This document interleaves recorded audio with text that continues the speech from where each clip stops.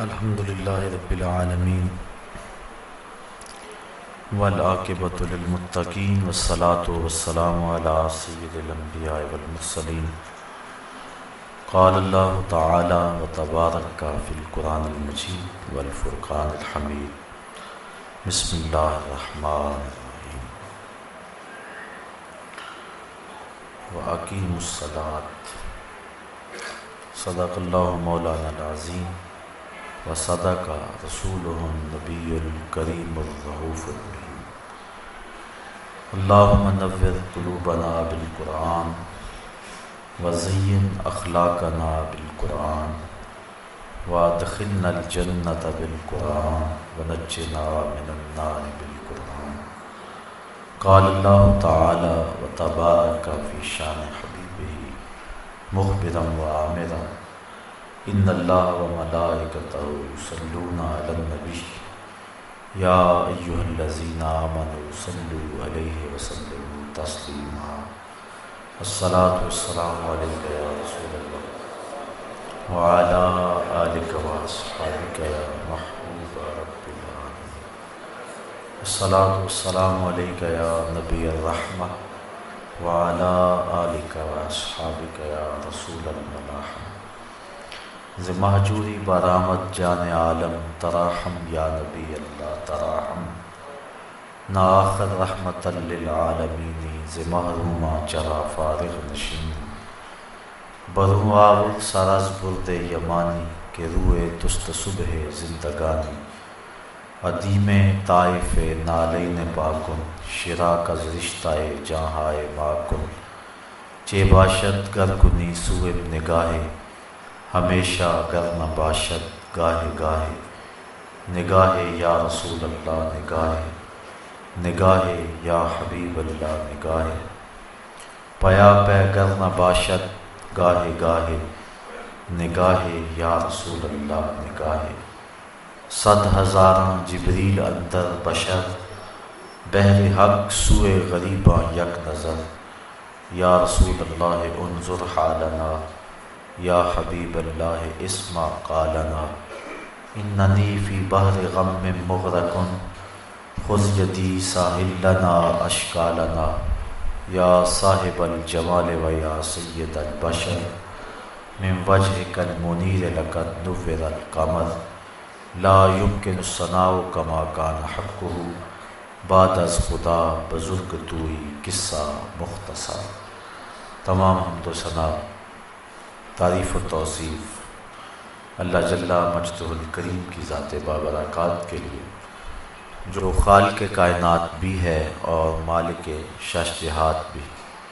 اللہ جل وعلا کی حمد و ثنا کے بعد حضور نبی اکرم شفیع امم رسول محتشم نبی مکرم اللہ کے پیارے امت کے سہارے رب کے محبوب دانائے غیوب مالک رقاب امم فخر عرب و عجم والی کون و مکان سیاہ لا مکان سید انس و جاں سرور لالا رخاں نیر تاباں سر نشین مہوشاں ماہ خوباں شہنشاہ حسینہ تتمہ دوراں سر خیل زہرہ جمالہ جلوہ صبح ازل نور ذات لم یزل باعث تکوین عالم فخر آدم و بنی آدم نیر بطحا رازدار ما اوہا شاہد ما طغا صاحب علم نشرہ معصوم آمنہ احمد مجتبیٰ حضرت محمد مصطفیٰ صلی اللہ علیہ وسلم کے حضور ناز میں اپنی عقیدتوں ارادتوں اور محبتوں کا خراج پیش کرنے کے بعد معزز محترم محتشم سامعین خواتین و حضرات السلام علیکم ورحمۃ اللہ وبرکاتہ۔ حمد و مدحت کے بعد معزز محترم سامعین، آج فضیلت نماز کے عنوان سے کچھ باتیں آپ کے گوش گزار کرنے کی کوشش کروں گا۔ اللہ تعالیٰ میری زبان پہ کلمۃ الحق جاری فرمائے۔ نماز ایک اہم فریضہ ہے۔ توحید باری تعالیٰ پر ایمان تیقن کے بعد نماز کی اہمیت اور اس کی تاکید جس انداز کے ساتھ فرمائی گئی ہے وہ کسی سے مخفی نہیں ہے۔ قرآن مجید میں 750 مرتبہ مختلف صیغوں سے نماز کا حکم صادر کیا گیا ہے۔ نماز اللہ کے قرب کا ذریعہ ہے۔ بندہ سجدے میں سب سے زیادہ اپنے رب سے قریب ہوتا ہے۔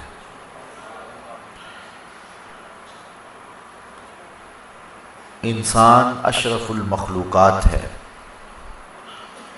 جتنی بھی مخلوقات کے انداز عبادت ہیں وہ سارے نماز کے اندر جمع کر دیے گئے۔ قیام، رکوع، قومہ، جلسہ، سارا کچھ نماز کے اندر جمع کر دیا گیا۔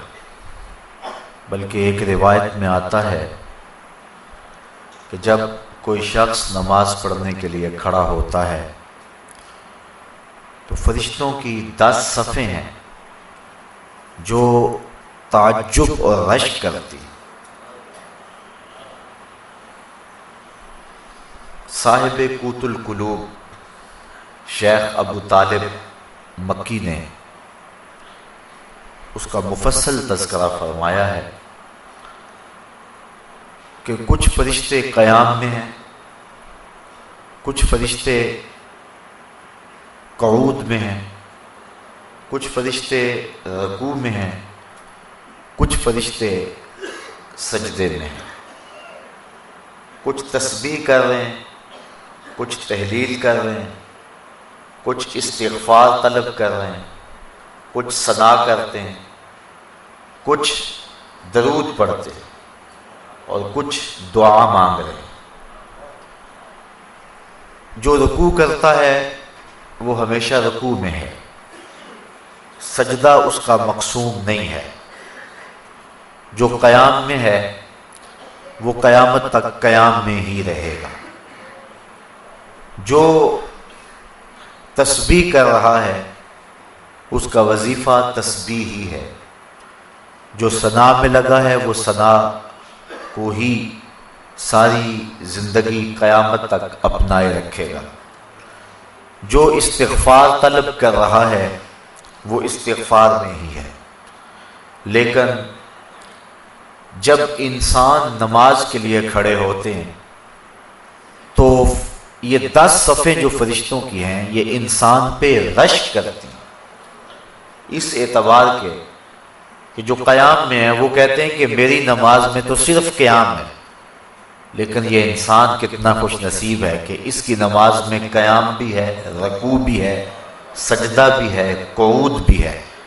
استغفار والے کہتے ہیں کہ میرے پاس صرف استغفار ہے، ثنا والا کہتا ہے کہ میرے پاس صرف ساری زندگی ثنا ہے، لیکن اس کی نماز میں ثنا بھی ہے، اس کی نماز کے اندر استغفار بھی ہے، اس کی نماز کے اندر دعا بھی ہے، اس کی نماز کے اندر درود بھی ہے، اس کی نماز کے اندر سلام بھی ہے۔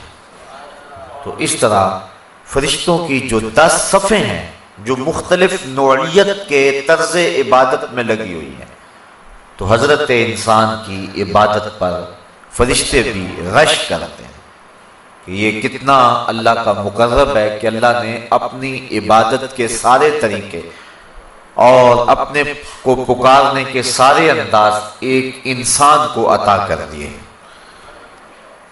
نماز اللہ کے قرب کا سب سے بڑا ذریعہ ہے۔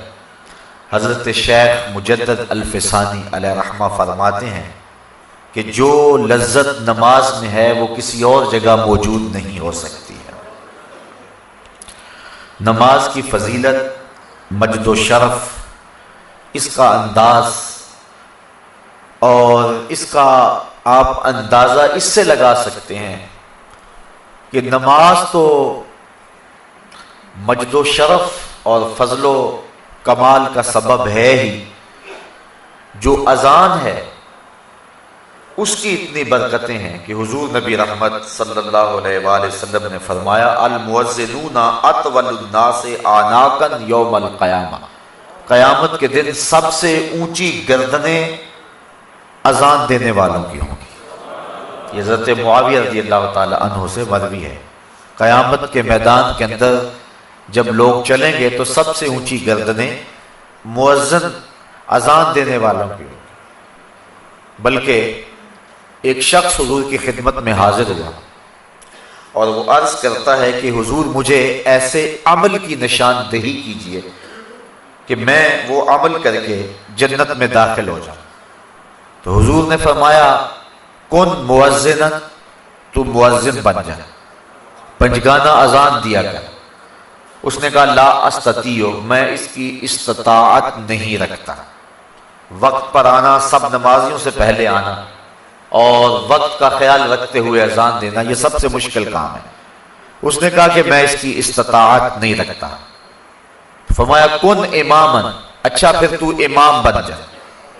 اس نے عرض کی لا استطیع، میں اس کی استطاعت بھی نہیں رکھتا۔ تو پھر حضور نے ارشاد فرمایا فقم بإزاء الامام، تو پھر امام کے پیچھے کھڑا ہو جانے والا ہو جا۔ تو اگر کوئی شخص جنت میں داخل ہونا چاہتا ہے تو ان تین چیزوں میں سے ایک چیز اس کو ضرور اختیار کرنا پڑے گی، یا مؤذن بن جائے، یا امام بن جائے، یا امام کے پیچھے کھڑا ہونے والا ہو جائے۔ تو نماز کی جو فضیلت ہے وہ تو ہے ہی، اذان کی اتنی فضیلت ہے۔ کل قیامت کے دن مؤذن حضرت بلال حبشی کی قیادت کے اندر جنت میں جائیں گے اور ان کی گردنیں لوگوں سے بلند ہوگی۔ بلکہ نماز کے لیے ایک مؤذن تو اذان دیتا ہے، اس کی تو برکتیں ہیں ہی۔ ایک حدیث میری نظر سے گزری، لا تسبوا الدیگ لأنہ یوقظ للصلاۃ، فرمایا کبھی مرغے کو گالی نہ دینا، یہ تمہیں نماز کے لیے جگاتا ہے۔ جو مرغا نماز کے لیے بیدار کرے وہ محبوب بن جاتا ہے، تو جو نماز کے لیے اذان دے وہ کتنا محبوب ہوتا ہے، جو بلائے وہ محبوب ہوتا ہے۔ تو جو نماز جو مقصود ہے، جو پڑھے پھر اس کو اللہ کی محبت کتنی حاصل ہوتی ہے۔ بلکہ جب کوئی شخص ندا دیتا ہے، حدیث شریف میں لفظ ہیں حضرت ابو ہریرہ رضی اللہ تعالی عنہ سے مروی ہے، جو شخص ندا دے اور پھر جو اس کا جواب دے۔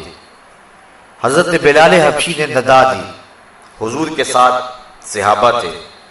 جب حضرت بلال حبشی خاموش ہوئے تو حضور نے ارشاد فرمایا من قال مثل ھذا یقینا دخل الجنہ، جس نے یقین کے ساتھ جو بلال نے کہا ہے وہ جواب میں کہے، یعنی اذان کا جو جواب دے دے، فرمایا جو یقین کے ساتھ اذان کا جواب دے دے، فرمایا وہ سیدھا جنت میں جائے گا۔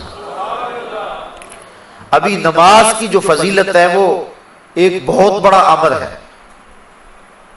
اذان دینے والے کی جو برکتیں ہیں اور اس کو جو مجد و شرف ملتا ہے، اور اذان کی جو پکار پہ لبیک کہتا ہے، لوگ تین طرح کے ہیں۔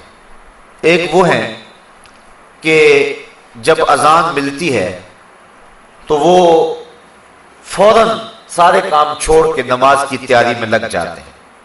ایک روایت میں آتا ہے قیامت کے دن کچھ لوگ جن کے چہرے ستاروں اور موتیوں کی طرح چمکتے ہوں گے وہ ظاہر ہوں گے، لوگوں کی ایک جماعت ہوگی۔ فرشتے ان کو پوچھیں گے تم کون ہو؟ تو وہ عرض کریں گے کہ ہم وہ لوگ ہیں کہ جو ہی اذان ہوتی تھی ہم سارے کام چھوڑ دیتے تھے اور فوراً وضو کر کے مسجد کا رخ کرتے تھے۔ تو فرشتے انہیں مبارک دیں گے اور جنت کا مجدہ دیں گے۔ پھر ایک جماعت اور آئے گی جن کے چہرے چاند کی طرح چمک رہے ہوں گے۔ فرشتے انہیں پوچھیں گے تم کون ہو؟ تو وہ کہیں گے کہ ہم وقت داخل ہونے سے پہلے ہی وضو کر لیا کرتے تھے اور اذان کے ساتھ ہی مسجد کی طرف چل دیتے تھے۔ فرشتے انہیں مبارک دیتے ہیں اور جنت کا مجدہ دیتے ہیں۔ پھر ایک اور جماعت آئے گی جن کے چہرے سورج کی طرح چمکدار ہوں۔ فرشتے پوچھیں کہ تم کون ہو؟ تو وہ کہیں گے کہ ہم وہ لوگ ہیں کہ ہم وضو کر کے طہارت بنا کے مسجد میں پہنچ جاتے تھے تو اذان ہوتی تھی، یعنی ہم اذان مسجد میں ہی سنتے تھے۔ حضرت سعید بن المسیب رضی اللہ تعالی عنہ جلیل القدر تابعی ہیں، آنکھوں سے نابینے تھے لیکن جو روشنی دل میں تھی، جو بینا ہیں ان کے پاس بھی وہ اجالے کہاں ہو سکتے ہیں جو حضرت سعید بن المسیب کے پاس تھے۔ اللہ اکبر۔ کہتے ہیں 40 سال تک حضرت سعید بن المسیب نے جو ہے وہ تکبیر اولا بھی قضا نہیں ہونے دی، اسی وجہ سے ان کا نام پڑ گیا تھا حمامت المسجد، مسجد کا کبوتر۔ یعنی جس طرح کبوتر ہیں مسجدوں کے اندر رہتے ہیں، تو حضرت سعید بن المسیب کا یہ نام پڑ گیا تھا۔ حالانکہ وہ آنکھوں سے نابینے تھے لیکن انہوں نے مسجد کی حاضری کا اس طرح التزام کیا کہ ان کا نام ہی حمامت المسجد پڑ گیا تھا۔ بلکہ جب یزید نے مدینے کو اجاڑا ایام حرہ میں، جب اس نے 3 دن تک اہل مدینہ کو سخت پریشان رکھا اور اس کے گھوڑے مسجد نبوی کے اندر باندھے گئے، اس وقت جو بھی پکڑا جاتا اس کو قتل کر دیا جاتا، تو حضرت سعید بن المسیب ان ایام کے اندر بھی مسجد میں رہے۔ فرماتے ہیں کہ لیکن میں پریشان تھا کہ ظہر کا وقت ہوگا کون بتائے گا، مغرب عشاء کا وقت ہوگا کون بتائے گا۔ 3 دن تک مسجد نبوی میں نہ اذان ہوئی نہ اقامت ہوئی۔ یہ بڑے خطرناک دن آئے ہیں، اور یہ یزید بدبخت نے جس طرح کربلا میں ظلم کیا، اس نے مکہ المکرمہ میں بھی ظلم کیا اور اس نے مدینہ رسول میں بھی ظلم کیا، اور 3 دن تک مسجد نبوی میں اس کے ظلم کی وجہ سے اذان اور اقامت نہیں ہوئی۔ حضرت سعید بن المسیب آنکھوں سے نابینے تھے، اور جب بھی کوئی یزید کے فوجی آتے تو نابینا سمجھ کے چھوڑ جاتے۔ فرماتے ہیں میں پریشان تھا کہ مجھے نمازوں کے وقت کا کون بتائے گا۔ اس مشکل وقت میں انہیں یہ پریشانی لاحق تھی کہ کہیں نماز کا وقت نہ گزر جائے۔ تو کہتے میں حضور کے روضے کے پاس بیٹھا تھا، فلم ازل اسمع الاذان والاقامۃ من قبر رسول اللہ صلی اللہ علیہ وسلم۔ فرمایا جب بھی پھر نماز کا وقت آیا، گنبد خضرا سے اذان کی آواز بھی آئی اور اقامت کی آواز بھی آئی۔ تو جو شخص اہتمام کریں کہ ہم نے تکبیر اولا کو قضا نہیں کرنا ہے، ان کے لیے پھر اللہ یوں بھی اہتمام فرما دیتا ہے۔ ان حالات میں بھی ان کی تکبیر اولا قضا نہیں ہوئی، اور 3 دن تک گنبد خضرا کے مکین کے ساتھ مل کے نمازیں پڑھتے رہے۔ یہ حضرت سعید بن المسیب رضی اللہ تعالی عنہ کا اعزاز ہے، یہ ان کی تکریم ہے، یہ ان کی عزت افزائی ہے۔ اللہ اکبر۔ حضور فرمایا کچھ لوگ مسجدوں کی میخیں ہوتی ہیں، جس طرح کیل ٹھکا ہوتا ہے وہ مسجدوں میں یوں وابستہ ہوتے ہیں، اور اگر کسی وجہ سے وہ مسجد کی حاضری سے قاصر ہو، بیماری کی وجہ سے اگر وہ مسجد میں نہیں آ رہے، اللہ کے فرشتے ان کا حال پوچھنے کے لیے جاتے ہیں۔ یہ ان کا اعزاز ہے، یہ ان کی تکریم ہے۔ بلکہ فرمایا سبعۃ یظلھم اللہ تعالی فی ظلہ یوم لا ظل الا ظلہ، امام عادل وشاب نشا فی عبادت اللہ ورجل قلبہ معلق بالمساجد ورجل دعته امرأة ذات منصب وجمال فقال انی اخاف اللہ ورجلان تحابا فی اللہ اجتمع علیہ وتفرقا الیہ ورجل تصدق بصدقۃ فاخفاها حتى لا تعلم شماله ما تنفق یمینہ ورجل ذکر اللہ خالیا ففاضت عیناہ۔ فرمایا 7 اشخاص ایسے ہیں قیامت کے دن جب کوئی سایہ نہیں ہوگا، اللہ ان 7 کو اپنے عرش کا ٹھنڈا سایہ عطا فرمائے گا۔ ان میں سے جو تیسرا شخص بیان فرمایا، حدیث طویل ہے، وَرَجُلٌ قَلْبُهُ مُعَلَّقٌ بِالْمَسَاجِدِ، وہ آدمی جس کا دل مسجد کے ساتھ لگا ہوا ہے، اسے جب بھی ڈھونڈو مسجد میں ملے گا، مسجد کے ساتھ وابستہ ہے، مسجد کی تعمیر کے لیے، مسجد کی آبادی کے لیے، مسجد کی صفائی کے لیے، اس کا دل مسجد سے وابستہ ہے۔ حضور فرمایا کل قیامت کے دن جب کوئی سایہ نہیں ہوگا، اس شخص کو اللہ اپنے عرش کا ٹھنڈا سایہ نصیب فرما دے۔ اللہ اکبر۔ تو اذان، اقامت اور مسجد، یہ نماز سے متعلقہ چیزیں ہیں، اور اللہ تعالیٰ نے ان متعلق چیزوں پر بھی وہ برکتیں اور وہ شرف رکھا ہے کہ انسان کی نجات کی یہ چیزیں ضمانت ہیں، تو پھر جو نماز ہے، نفس نماز، پھر اس کی کیفیت کیا ہو۔ بلکہ ایک حدیث میں آتا ہے اذا صبب بالصلاۃ فتحت ابواب السماء واستجیبت دعا، جب اقامت ہوتی ہے تو اللہ آسمان کے دروازے کھول دیتا ہے، اور یہ جو اقامت کا وقت ہوتا ہے، اس وقت جو دعا مانگو اللہ وہ دعا پوری فرما دیتا ہے۔ اور حضرت انس رضی اللہ تعالی عنہ سے روایت ہے کہ اقامت اور اذان کے درمیان کا جو وقفہ ہوتا ہے، اس وقفے میں جو بھی دعا مانگی جائے اللہ تعالیٰ اس دعا کو قبول فرماتا ہے، رد نہیں کرتا۔ بلکہ حضور نے ارشاد فرمایا کہ اس وقت اللہ سے دعا مانگ لیا کرو۔ صحابہ نے عرض کی حضور پھر کون سی دعا مانگے؟ اس وقت، اس اہم وقت میں ہم اللہ سے کون سی دعا مانگے؟ حضور نے فرمایا صلی اللہ العافیت فی الدنیا والآخرہ، اللہ سے دنیا اور آخرت دونوں جہاں کی بہتری اور عافیت طلب کر لیا کرو، یعنی دنیا بھی ٹھیک ہو جائے، آخرت بھی ٹھیک ہو جائے۔ مومن دونوں جہانوں کا طلبگار ہے۔ ایک صحابی کو دیکھا سخت کمزور ہے، فرمایا تمہاری یہ حالت کیا ہوئی؟ عرض کی حضور میں نے اللہ سے دعا مانگی کہ جو دکھ تکلیفیں میرے مقدر کی ہیں وہ آخرت میں نہ آئیں، دنیا پہ ہی آ جائیں، اور میں دنیا پہ سارے دکھ اور عذاب اور مصیبتیں جھیل لوں تاکہ میری آخرت صاف ہو جائے۔ بظاہر یہ بڑی ایک ایسی بات تھی جس پہ داد دی جاتی کہ اس نے آخرت کو اختیار کیا، لیکن حضور اس بات پر خوش نہیں ہوئے۔ فرمایا تو نے یہ کیوں کہا ہے کہ میرے حصے کی جو تکلیفیں ہیں وہ دنیا پہ ہی آ جائیں، آخرت میں نہ آئے؟ تو نے یہ کیوں نہیں کہا ربنا آتنا فی الدنیا حسنۃ وفی الآخرۃ حسنۃ، اے اللہ مجھے دنیا میں بھی بہتریاں دے دے، آخرت میں بھی بہتریاں دے دے۔ جو مومن ہے وہ دونوں جہاں کی بہتریاں چاہتا ہے۔ یہ نہیں ہے کہ دنیا کے اوپر پستے رہیں، ہم دنیا کے اوپر پسنے کے لیے نہیں آئے۔ امت مسلمہ دنیا آخرت دونوں کی طالب اور دونوں کی چاہنے والی، اور اللہ کے خزانے بڑے وسیع ہیں، اس لیے جب اس سے مانگو تو کھل کے مانگو، تم اپنے دامن کو تنگ پاؤ گے، اس کے خزانوں میں کمی نہیں ہے۔ اس لیے اپنے لیے بھی مانگو، اوروں کے لیے بھی مانگو، دنیا بھی مانگو، دین بھی مانگو، آخرت بھی مانگو۔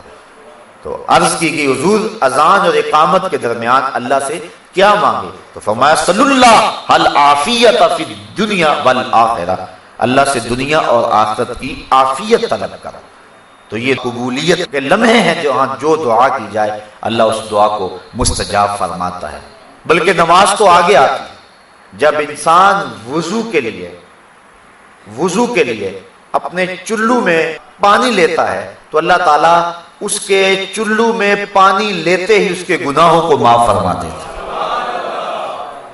حضرت عثمان بن عفان رضی اللہ تعالی عنہ، آپ ایک جگہ تشریف لائے اور آپ نے پانی منگوایا، پھر اس کے بعد آپ نے وضو کیا، اور وضو کرتے کرتے آپ مسکرانے لگے۔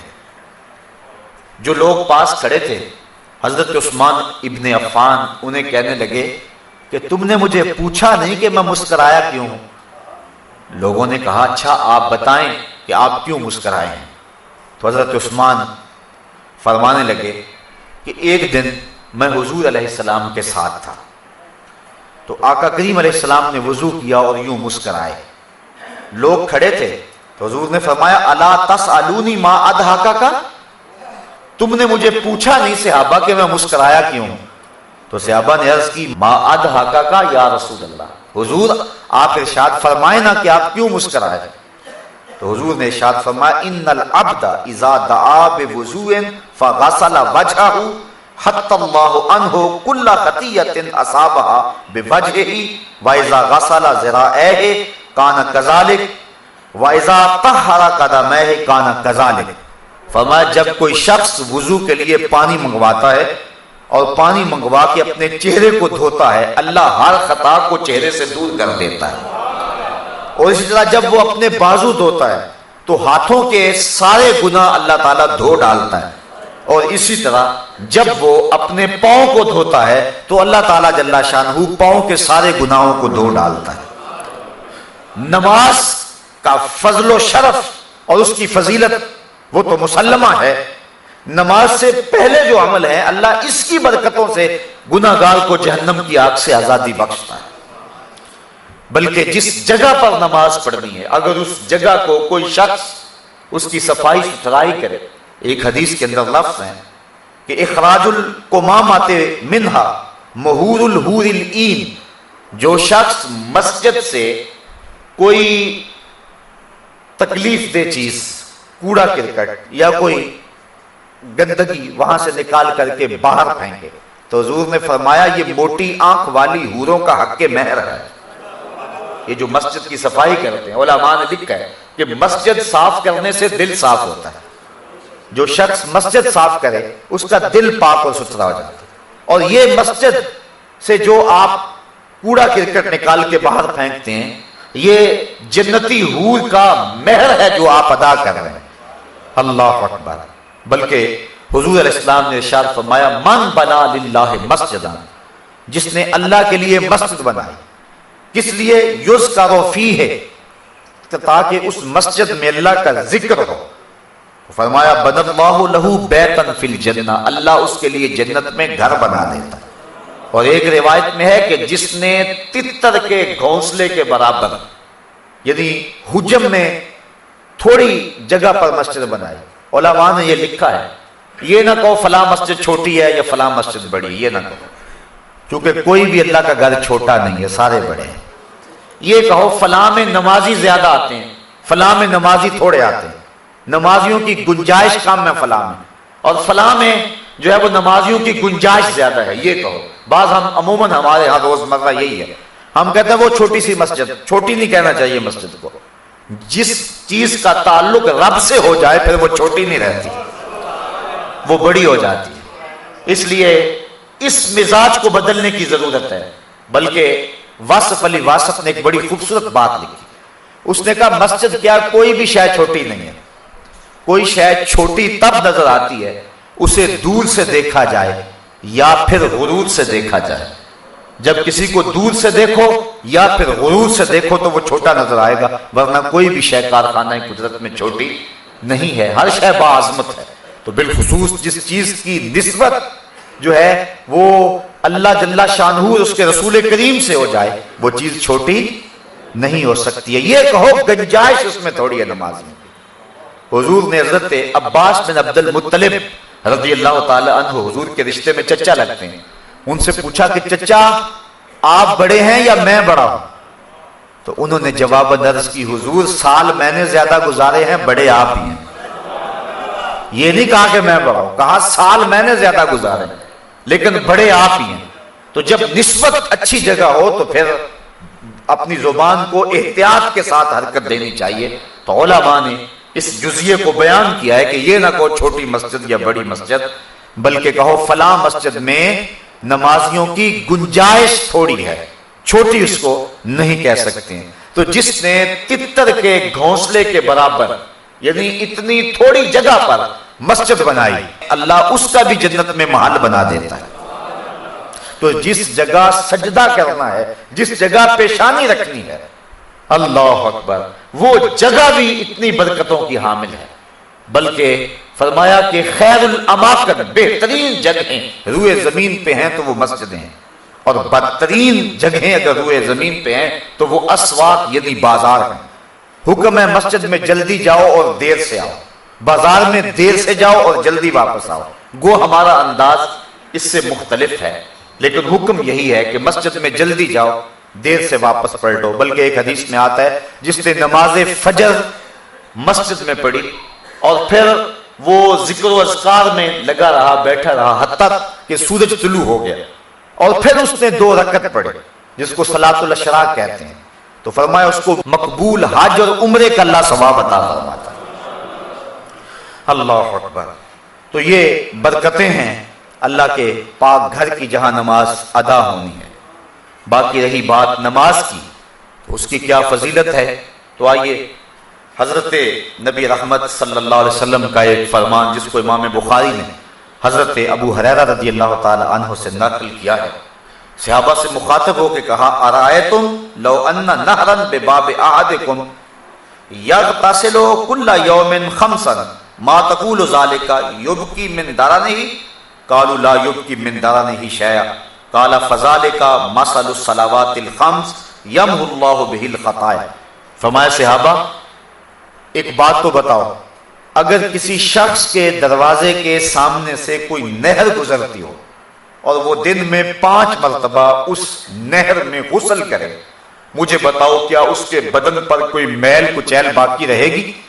صحابہ نے عرض کی حضور اس کے بدن پر کوئی میل باقی نہیں رہے گی۔ فرمایا یہی 5 نمازوں کی مثال ہے، جو شخص پنجگانہ نماز پڑھتا ہے اس کے بدن پر گناہوں کا کوئی میل باقی نہیں رہتا۔ اللہ تعالیٰ گناہوں کو دھو دیتا ہے جس شخص نے پنجگانہ نماز کا مزاج بنا لیا۔ صحابہ فرماتے ہیں، اور یہ بھی حضرت امام بخاری نے حضرت عبداللہ رضی اللہ تعالیٰ عنہ سے روایت نقل کی ہے کہ حضور سے سوال کیا گیا ای العمل احب الی اللہ، حضور سب سے زیادہ اللہ کو محبوب عمل کون سا ہے، یعنی کون سا وہ عمل ہے جو اللہ کو سب سے زیادہ محبوب ہے؟ قال الصلاۃ علی وقتہا، فرمایا وقت پہ نماز پڑھنا۔ اولاد بنی آدم کے جتنے بھی اعمال ہیں اچھے نیک صالح اعمال، ان میں سے اللہ کو سب سے زیادہ محبوب عمل جو ہے وہ وقت پہ نماز پڑھنا ہے۔ ثم ایو، صحابہ نے عرض کی حضور پھر اس کے بعد؟ قال ثم بر الوالدین، پھر والدین کے ساتھ حسن سلوک کرنا۔ نماز کے بعد سب سے زیادہ اہمیت والدین کے ساتھ حسن سلوک کی ہے۔ آج کل من جملہ قباحتوں میں یہ قباحت بہت زیادہ پائی جا رہی ہے کہ لوگ اپنے والدین کی تعظیم نہیں کرتے، ان کی تذلیل کرتے ہیں۔ حضور نبی رحمت صلی اللہ علیہ وسلم کی خدمت میں ایک شخص حاضر ہوا اور اس نے عرض کی کہ حضور میرا بیٹا اپنی چیزوں کو مجھے ہاتھ نہیں لگانے دیتا۔ تو حضور علیہ السلام نے اس کے بیٹے کو بلایا، پوچھا، اس نے عرض کی حضور اس کو پتہ نہیں ہے تو یہ میری چیزیں خراب کر دیتا ہے۔ امام طبرانی نے موجب میں یہ روایت بیان کی، حضور کی آنکھوں میں آنسو آ گئے اور حضور فرمایا ایک وقت وہ تھا کہ اس کی چیزیں تو خراب کرتا تھا، اس نے تو نہیں کہا تھا کہ یہ میری چیزیں خراب کرتا اور میں ہاتھ نہیں لگانے دوں گا۔ پھر حضور نے وہ تاریخ ساز جملہ ارشاد فرمایا انت و مالک لابیک، فرمایا تو بھی اور تیرا مال بھی تیرے باپ کا ہے، یعنی باپ جس طرح چاہے تصرف کر سکتا ہے تو اس کو روک نہیں سکتا ہے۔ تو والدین کی نافرمانی اللہ کی رحمتوں سے انسان کو محروم کر دیتی ہے، اور والدین کی فرما برداری اللہ کی رحمتوں کا حقدار بناتی ہے۔ ایک حدیث میں آتا ہے کہ 4 اشخاص ایسے ہیں کہ جب قیامت کا دن ہوگا تو جنت میں جانے سے انہیں کوئی شے بھی رکاوٹ نہیں ہوگی۔ ایک وہ شخص کہ جس نے ایسی سچی توبہ کی کہ گناہ کی طرف پلٹنا اتنا مشکل ہے جس طرح تھن سے نکلا ہوا دودھ واپس جانا مشکل ہوتا ہے، اور دوسرا وہ شخص جس نے اپنے والدین کو راضی کر رکھا، اور تیسری وہ خاتون جو اس حال میں مری کہ اس کا شوہر اس کے اوپر راضی تھا، اور چوتھا وہ شخص جس کے ذرائع آمدنی تھوڑے ہیں لیکن عیال کثیر ہے، اولاد زیادہ ہے، لیکن اس کے باوجود اس نے اپنی اولاد کے پیٹ میں حرام کا ایک لقمہ بھی نہ جانے دیا۔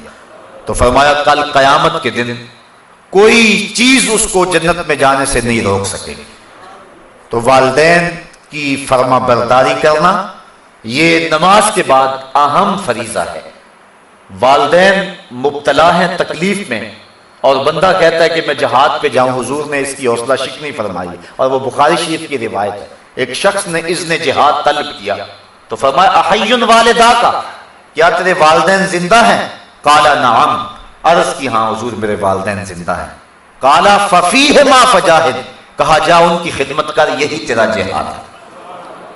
والدین فالغ زدہ اور بیٹا تبلیغی چلا کاٹنے گیا ہو، اسلام تو اس کی حوصلہ افزائی نہیں کرتا۔ ماں باپ کو ضرورت ہو اور بیٹا پیر کی چوکھٹ پہ جا کے بیٹھا ہو، اسلام تو اس کی حوصلہ افزائی نہیں کرتا۔ ہمارے سامنے حضرت اویس کرنی کی مثال موجود ہے۔ حضور قمیص کے بٹن کھول کھول کے لمبے سانس لیا کرتے تھے اور فرماتے مجھے یمن سے یار کی خوشبو آتی ہے۔ کسی نے کہا حضور وہ کون ہے جو آپ کو ملنے بھی نہیں آیا؟ لوگ کہاں کہاں سے آگے، یمن تو دور بھی نہیں ہے، تو وہ ملنے بھی نہیں آیا آپ کو؟ تو فرمایا اس کی بوڑھی اور نابینا ماں ہے جس کی خدمت اسے میرے حضور آنے سے روکے ہوئے، بلکہ فرمایا کوئی اویس کو ملے اور میرا سلام دے اور اس کو کہے کہ میری امت کی بخشش کی دعا کرے۔ حضرت عمر فاروق اور حضرت علی المرتضیٰ دونوں گئے، حضور کا سلام پیش کیا۔ حضرت اویس کرنی نے جب سنا تو آنکھوں میں آنسو ڈال آئے اور بار بار کہتے تھے بتاؤ حضور کے لبوں پہ میرا نام کیسے آیا تھا، کیسے کہا تھا اویس کو سلام دینا؟ جب محبتوں کے امٹتے ہوئے یہ جذبے دیکھے کہا اتنا پیار حضور سے تو ملنے کیوں نہیں آیا؟ جب یہ بات کہی تو حضرت اویس نے رخ کو بدلا، کہا تم نے میرے رسول کو دیکھا ہے؟ کہا ہاں ہم تو شام سویرے رہتے خدمت میں تھے۔ کہا پھر بتاؤ حضور کے ابرو جڑے ہوئے تھے یا کھلے ہوئے تھے؟ اب یہ حیرت زدہ ہو گئے۔ کہا مجھ سے پوچھ لو جس نے نہیں دیکھا، کوئی دور سے دیکھتا تو جڑے ہوئے نظر آتے، قریب آ کے دیکھتا تو کھلے ہوئے نظر آتے۔ تو معلوم یہ ہوا کہ جو ماں باپ کی خدمت میں رہا وہ حضور کی صحبت سے بھی محروم نہیں رہا، حضور کے قرب کی دولت سے بھی وہ مالا مال رہا ہے۔ حضرت بایزید بستامی کہتے ہیں کہ میں نے اپنی ماں کے آگے ہاتھ جوڑے، میں نے کہا امی تیرے حق ادا کروں یا کہ اللہ کے حق ادا کروں؟ اپنے حق معاف کر دے، میں اللہ کو منا لیتا ہوں۔ ماں نے کہا جاؤ بیٹا۔ 12 سال جنگلوں میں گھومتے رہے، ایک دن بستان کے قریب سے گزر رہے تھے، دل میں خیال آیا جاتے جاتے ماں کو سلام کر جاؤں۔ دروازے کو دستک دینے لگا، رات کا موقع تھا، خیال آیا کہ ساری زندگی ماں کو سکھ نہیں دیا، دکھ بھی کیوں دوں؟ ماں سوئی ہوگی، میرے لیے اٹھے گی؟ دروازے کے ساتھ لگ کے کھڑے ہو گئے۔ سردیوں کی لمبی رات تھی، ساری رات بیت گئی۔ جب سحری کا وقت ہوا، اندر سے جو نالی آتی تھی وہاں سے پانی آیا، سمجھ گئے میری ماں سحری کے لیے اور تہجد کے لیے بیدار ہوئی اور یہ اس کے وضو کا پانی ہے۔ دروازے کو دستک دی، اندر سے آواز آئی بیٹا بایزید ٹھہرو میں آتی ہوں۔ مائیں تو بیٹوں کے دستک کے انداز سے جانتی ہوتی ہیں یہ کون سا بیٹا دستک دے رہا ہے، یہ ماں کا پیار ہے۔ ماں نے دروازہ کھولا، حضرت بایزید بستامی کہتے ہیں کہ پھٹے ہوئے کپڑے، پیوند لگے ہوئے اور بکھری ہوئی حالت۔ ماں نے جب دیکھا تو آنکھوں میں آنسو مڈائے، 12 سال کے بعد بیٹے کو دیکھا تھا۔ ماں نے جب دیکھا تو ہاتھ اٹھا لیے، کہا مالک میرا بیٹا بایزید تیری طلب میں نکلا تھا، تو نے ابھی تک اسے اپنا قرب نہیں دیا۔ یہ جملے تھے ماں کی زبان پر۔ حضرت بایزید کہتے ہیں 12 سال کی ریاستوں سے مجھے جو کچھ نہیں ملا تھا ان جملوں سے مل گیا۔ میں نے کہا مالک میں تجھے کہاں ڈھونڈ رہا ہوں، تو تو ماں کی دعاؤں میں ہے۔ تو اگر والدین ناراض ہیں تو عبادت نہیں ہے۔ اور ایک روایت میں آتا ہے جس نے والدین کو تنگ کیا اور اس کے والدین ناراض تھے، قیامت کے دن وہ جنت کی خوشبو بھی نہیں پائے گا، اور جنت کی خوشبو 500 سال کی مسافت سے آنا شروع ہو جائے گی، لیکن وہ جنت کی خوشبو بھی نہیں پائے گا جس کے والدین اس پہ راضی نہیں ہیں۔ تو فرمایا پہلی چیز کیا؟ اللہ کو جو محبوب ترین عمل ہے وہ وقت پہ نماز پڑھنا ہے۔ دوسرا محبوب عمل بر الوالدین، والدین کے ساتھ حسن سلوک کرنا۔ صحابہ نے عرض کی ثم ایو حضور پھر کون سا عمل ہے؟ قال الجہاد فی سبیل اللہ، کہا اللہ کے راستے کے اندر جہاد کرنا۔ تو سب سے اولیت نماز کو، پھر اس کے بعد والدین کے ساتھ حسن سلوک کرنے کو، اور پھر تیسرے نمبر پہ حضور نے جہاد کا ذکر فرمایا۔ حضرت سلمان فارسی رضی اللہ تعالی عنہ سے ایک روایت ہے، اور روایت بیان کرتے ہیں حضرت ابو عثمان رضی اللہ تعالی عنہ کہتے ہیں ایک دن میں حضرت سلمان فارسی رضی اللہ تعالی عنہ کے ہمراہ کسی سفر میں تھا، خزاں کا موسم تھا اور درختوں کی شاخوں کے اوپر جو پتے تھے وہ زرد ہو گئے ہوئے تھے۔ ایک درخت آیا جس کی ایک شاخ لٹک رہی تھی اور جس کے اوپر زرد پتوں کا گہنا تھا۔ حضرت سلمان فارسی نے اس شاخ کو پکڑا اور جھٹکا دیا، جتنے پتے تھے گر گئے۔ اس منظر کو دیکھ کر کے میں محظوظ ہو رہا تھا کہ حضرت سلمان فارسی میری طرف توجہ پذیر ہوئے اور کہنے لگے ابو عثمان تو نے پوچھا نہیں کہ میں نے ایسا کیوں کیا؟ تو میں نے کہا کہ حضرت آپ بتا دیجئے آپ نے ایسا کیوں کیا؟ کہا ایک دن میں حضور کے ساتھ تھا، سفر کا موقع تھا اور موسم یہی تھا، درخت کی ایک شاخ لٹک رہی تھی جس کے اوپر زرد پتے تھے، حضور آگے بڑھے اور شاخ کو پکڑ کے حضور نے جھٹکا دیا تو جتنے بھی اس کے اوپر پتے تھے سارے گر گئے اور شاخ اسی طرح خالی ہو گئی۔ تو میں بھی اس منظر کو دیکھ کے معزوز ہوتا رہا۔ حضور نے میری طرف توجہ کی اور فرمایا سلمان تو نے مجھے پوچھا نہیں کہ میں نے ایسا کیوں کیا؟ حضرت سلمان فارسی کہتے ہیں میں نے عرض کی بندہ نواز آپ ارشاد کرتے ہیں کہ آپ نے ایسا کیوں کیا؟ تو حضور نے فرمایا جس طرح میں نے اس شاخ کو جنبش دی اور اس کے اوپر کوئی پتا باقی نہیں رہا، جب کوئی شخص نماز کے لیے کھڑا ہوتا ہے اس طرح سارے گناہ اس کے بدن سے جھڑ جاتے ہیں۔ تو یہ نماز کی برکات ہیں۔ حضور نے ارشاد فرمایا مفتاح الجنت الصلاۃ، جنت کی چابی نماز ہے، یعنی چابی کے بغیر تالا نہیں کھلتا۔ تو اگر جنت میں جانے کی آرزو ہے تو پھر نماز کی ادائیگی کا مزاج بنانا ہوگا۔ نماز کی ادائیگی کا مزاج بنا لیں گے تو یہ جنت کو کھولنے والی مفتاح الجنہ، جنت کی یہ چابی ہے۔ بلکہ حضور علیہ السلام نے ارشاد فرمایا اول ما یحاسب بہ العبد یوم القیامہ الصلاۃ، قیامت کے دن بندے سے سب سے پہلا سوال نماز کا ہوگا۔ اگر پہلے سوال کے اندر ہی انسان بے بس ہو گیا تو باقی معاملے تو خراب ہو گئے، اور جس نے اس کے جواب کے اندر آسانی پائی اس کے باقی معاملے بھی اللہ ٹھیک فرما دے گا۔ تو قیامت کے دن بندوں سے سب سے پہلا سوال جو ہے وہ نماز کا ہوگا۔ اور میرے اور آپ کے آقا و مولا نے فرمایا حبب الیہ من دنیاکم ثلاث، لوگوں تمہاری دنیا سے مجھے صرف 3 چیزیں پسند ہیں، الطیب والنساء وجعلت قرۃ عینی فی الصلاۃ، خوشبو منکوحہ عورتیں اور میری آنکھوں کی ٹھنڈک نماز میں رکھی گئی ہے۔ حضور نے نماز کو اپنی آنکھوں کی ٹھنڈک قرار دیا۔ بلکہ نماز کی برکات کا عالم یہ ہے کہ حضور نبی رحمت صلی اللہ علیہ وآلہ وسلم نے ارشاد فرمایا، حضرت ربیعہ بن قعب اسلمی رضی اللہ تعالی عنہ حضور کی خدمت میں حاضر تھے اور حضور کی خدمت کیا کرتے تھے۔ تو حضور نے فرمایا سل، کوئی سوال کر لیجئے، مانگ لیجئے، ہیں آج وہ مائل بعطا اور بھی کچھ مانگ۔ اللہ اکبر، سل، مانگ لیجئے۔ تو حضرت ربیعہ نے کیا مانگا؟ حضرت ربیعہ کہتے ہیں فقلت، میں نے عرض کی اسألک مرافقتک فی الجنہ، حضور یہاں جس طرح مجھے آپ کا قرب حاصل ہے جنت میں بھی آپ کا قرب نصیب ہو جائے۔ جنت کا لطف تو تبھی نصیب ہوگا کہ اگر آپ کی مرافقت نصیب ہو جائے۔ تو حضور علیہ السلام نے فرمایا او غیر ذالک، یہ تو مل گیا، کچھ اور مانگ لو۔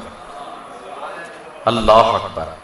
تو میں نے عرض کی فقلت هو ذاک، میں نے کہا حضور بس یہی کافی، جنت میں آپ کا قرب مل جائے تو مجھے اور کیا چاہیے؟ شاید اسی کا نام ہے توہین جستجو، ہو منزل کی تلاش تیرے نقش کفے پا کے بعد۔ اگر آپ کا قرب نصیب ہو جائے تو مجھے اور کسی چیز کی طلب رہتی نہیں ہے، کوئی بھوک ہی نہیں باقی رہتی۔ میں نے کہا بس حضور کافی ہے، ہوا ذاک، بس کافی ہے۔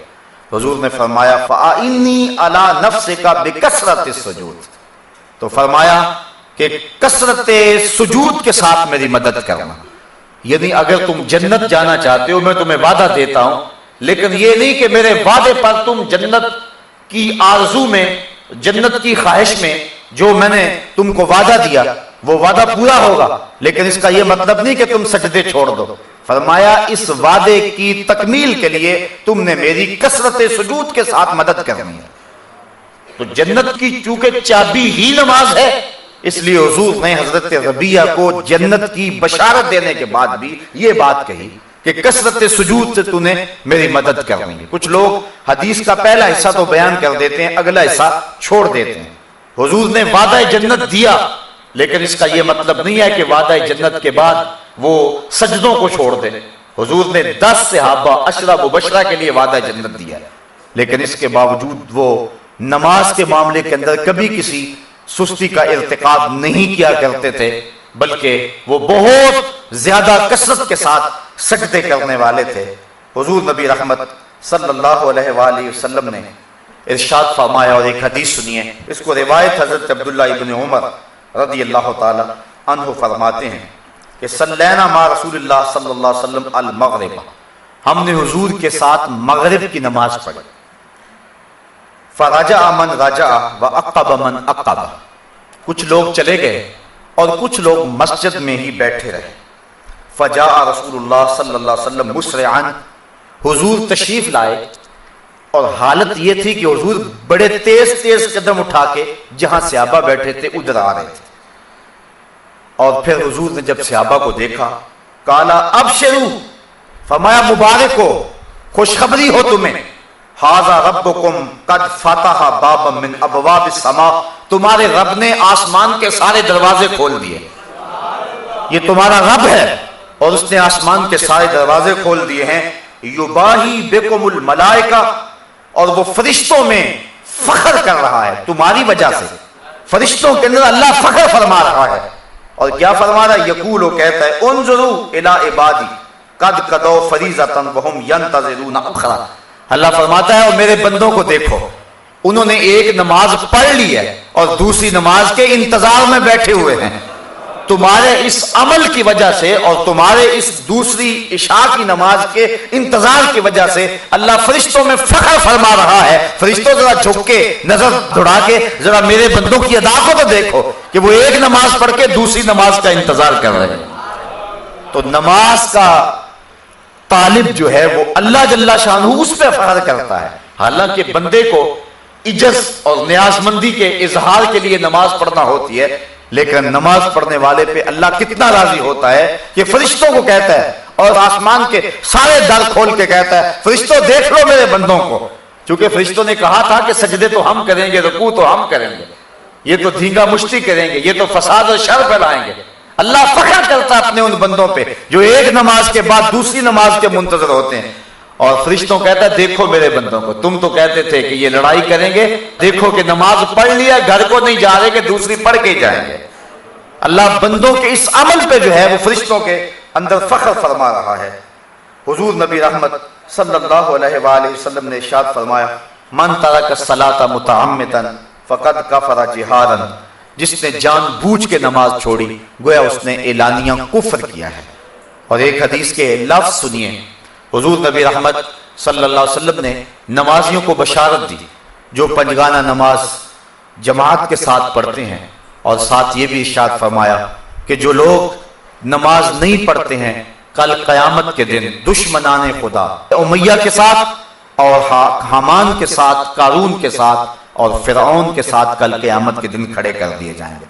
ہم میں سے کیا کوئی شخص یہ چاہتا ہے اور کوئی اس بات کو گوارا کر سکتا ہے کہ اللہ اور اس کے رسول کے دشمنوں کے ساتھ ہم کل قیامت کے دن کھڑے ہوں؟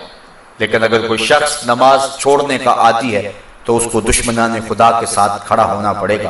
اللہ تعالیٰ قرآن مجید میں فرماتا ہے کہ کچھ لوگوں کو قیامت کے دن راستے میں لوگ ان کو ملیں گے اور وہ کہیں گے ما سلککم فی سقر، تم جہنم میں کیوں جا رہے ہو؟ تو وہ جواب کے اندر یہی کہیں گے کہ لم نک من المصلین، ہم نماز نہیں پڑھا کرتے تھے، نماز نہ پڑھنے کی پاداش میں آج ہم جہنم کا ایندھن بن رہے ہیں۔ نماز پڑھنے والے اللہ کی رحمتوں کے حقدار ہوں گے، اور جب کوئی بندہ نماز کے لیے کھڑا ہوتا ہے اللہ فرشتوں کو کہتا ہے کہ میرا بندہ میرے حضور کھڑا ہونے لگا ہے، اس کے بدن سے گناہ اتار کے ایک سمت ڈھیر لگا دو تاکہ میرا بندہ میرے حضور پاک صاف ہو کے کھڑا ہو جائے۔ تو بندہ نماز پڑھتا رہتا ہے۔ حدیث میں آتا ہے کہ جب نماز مکمل کر کے جانے لگتا ہے تو فرشتے بارگاہ عزتی میں عرض کرتے ہیں مالک تیرا بندہ نماز پڑھ کے اب واپس جانے لگا ہے، تو اب اس کے گناہوں کا جو ڈھیر الگ کیا ہوا تھا اب دوبارہ اس کے ساتھ لگا دے۔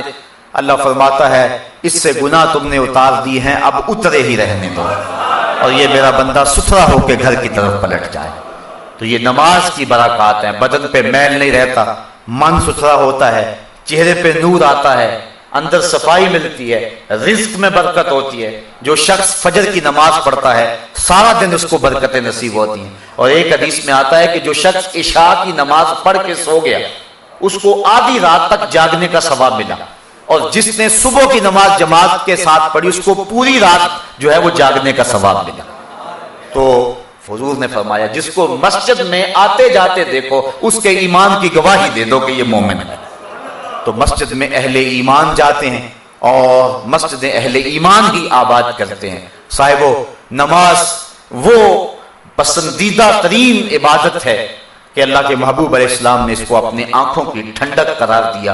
وَجُعِلَتْ قُرَّةُ عَيْنِي فِي الصَّلَاةِ، فرمایا میری آنکھوں کی ٹھنڈک نماز کے اندر رکھی گئی ہے۔ ماہ سیام رمضان المبارک کے دامن سے جب نور ہمارے دل میں داخل ہوتا ہے تو ہم نے دیکھا کہ جو لوگ جمعۃ المبارک بھی نماز نہیں پڑھتے ہیں وہ بھی پنجگانہ نماز کے عادی ہو جاتے ہیں۔ کاش اس نور کو اپنے دل کے اندر ہم محفوظ کر لیں اور رمضان المبارک کے بعد بھی ہم نمازوں کے تسلسل کو باقی رکھیں۔ جس نے نماز ضائع کر دی گویا اس نے اپنے دین کو ضائع کر دیا، جس نے نماز قائم نہ کی اس نے دین کا ستون توڑ دیا، اور جس نے دین کا ستون توڑ دیا تو ستون کے بغیر چھت بلا کیسے قائم رہ سکتا ہے۔ اور یہ جو روایت میں نے آپ کے سامنے رکھی، من ترک الصلاۃ متعمدا فقد کفر جہارا، جس نے جان بوجھ کے نماز چھوڑی گویا اس نے اعلانیہ کفر کیا ہے۔ صحابہ فرماتے ہیں مومن اور کافر کے درمیان ہم تو فرق نماز کو سمجھتے تھے، جو نماز پڑھتا تھا ہم سمجھتے تھے مومن ہو گیا تبھی پڑھتا ہے، اور جو نماز نہیں پڑھتا تھا ہم سمجھتے تھے کہ وہ کافر ہے تبھی نہیں پڑھتا، مومن ہوتا تو ضرور پڑھتا۔ امام شافعی اور دیگر ائمہ کا فتویٰ یہ ہے کہ بے نمازی کو قتل کر دیا جائے، لیکن ہمارے امام حضرت امام اعظم ابو حنیفہ فرماتے ہیں نہیں، بے نمازی کو قتل نہ کیا جائے بلکہ اس کو حاکم وقت قید کر دے یہاں تک کہ وہ توبہ کرے اور نماز کا وعدہ کرے تو پھر اس کو چھوڑا جائے۔ حضرت غوث اعظم شیخ عبد القادر جیلانی علیہ رحمہ فرماتے ہیں کہ بے نمازی کو مسلمانوں کے قبرستان میں دفن نہ کرو۔ حضرت سلطان باہو فرماتے ہیں کہ بے نمازی سے خنزیر بھی پناہ مانگتا ہے۔ شیخ سعدی فرماتے ہیں بے نمازی کو قرض نہ دو، جو اللہ کا قرض ادا نہیں کرتا تمہارا قرض کیسے ادا کرے گا۔ تو یہ وعیدیں ہیں بے نمازی کے لیے، اور یہ خوشخبریاں تھیں احادیث کے ذخیرہ سے جو میں نے انتخاب کر کے آپ کے سامنے رکھی کہ اللہ نمازی کو کتنی برکتیں عطا فرماتا ہے اور اس کے اندر کتنے اجالے اور نور اترتے ہیں۔ اصل پتہ تو کل قیامت کے دن چلے گا، لیکن صاحبو جو دنیا کے اوپر نماز پڑھنے کا مزاج رکھتا ہے اللہ تعالیٰ جل شانہ آخرت کے اندر تو اس کو صلے دے گا ہی، اس کا دل طمانیت کے نور سے مالا مال ہو جاتا ہے۔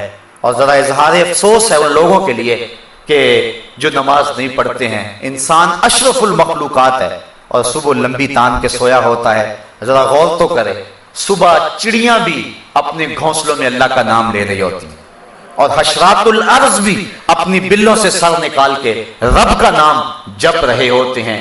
طوعاً و کرہاً کائنات کی کوئی چیز ایسی نہیں ہے جو رب کا نام نہ جپتی ہو۔ درخت، اشجار، کائنات کا ایک ایک ذرہ تمہارے رب کا نام جپنے والا ہے، تو جو اشرف المخلوقات ہے اس کا زیادہ حق ہے کہ وہ اپنے رب کے حضور بندگی کا سر جھکائے، لیکن یہ تکبر اور تمرد کے اندر آ کر کے اپنے رب کے حضور سجدے سے انکار کر دیتا ہے۔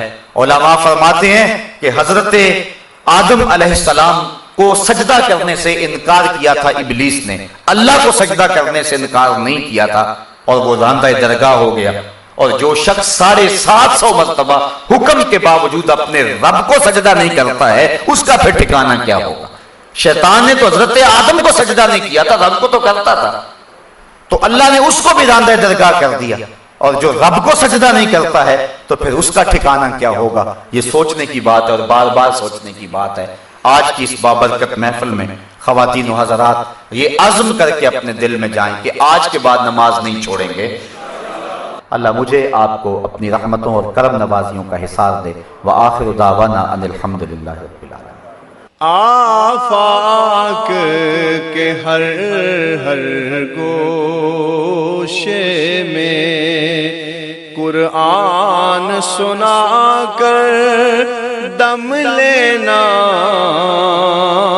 اب رکنا نہیں، اب تھمنا نہیں، فردوس میں جا کر دم